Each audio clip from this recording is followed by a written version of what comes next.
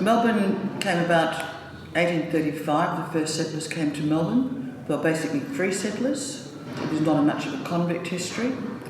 From 1835 until 1851, this area was part of New South Wales and separated in 1851, and then they found gold. Melbourne had Victoria had an enormous gold rush, and Melbourne actually began, it's when it started to become a multicultural city. A lot of people came in from China and from the British Isles, from Europe, and some even came from America. And Melbourne grew to be a very important city. By the 1880s, it was known as Marvellous Melbourne, Queen City of the South.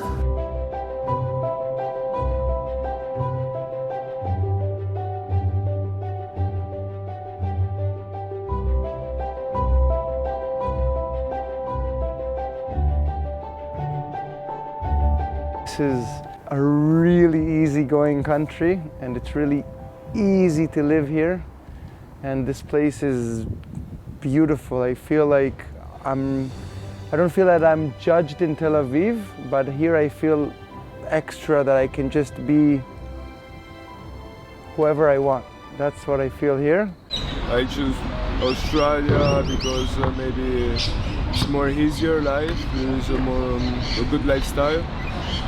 Anything you really want, you don't need a car or anything, you can get around, there's a lot of public transport, it takes you basically anywhere you need.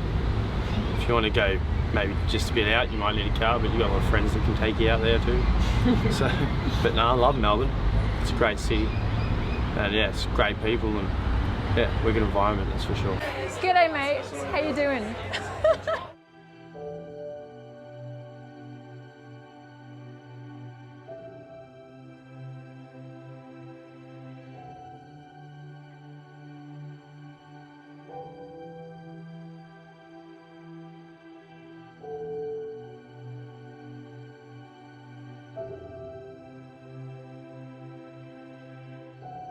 In 1901, Melbourne became the capital of Australia. It was deemed the most appropriate city, probably because of infrastructure, and the main areas of growth were in Melbourne at that time. But of course, that was already planned to build Canberra. And because of the wealth that Melbourne had in the 1850s, 60s, 70s, it's probably the best example of Victorian architecture in the world. Some of the world's best architects came in to do building design, and of course there was a lot of money.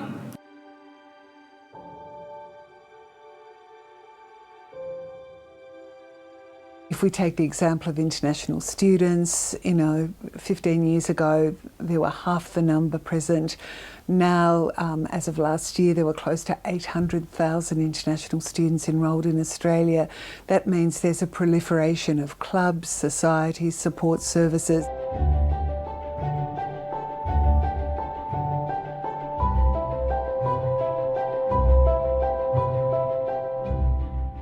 It is a very livable place in that we have quite a good standard of living. We have, of course, Melbourne is the sports capital of the world. Melbournians love their sport, and we have wonderful facilities. There's been a long history of the arts and theatre in Melbourne, partly going back to the gold rush time too.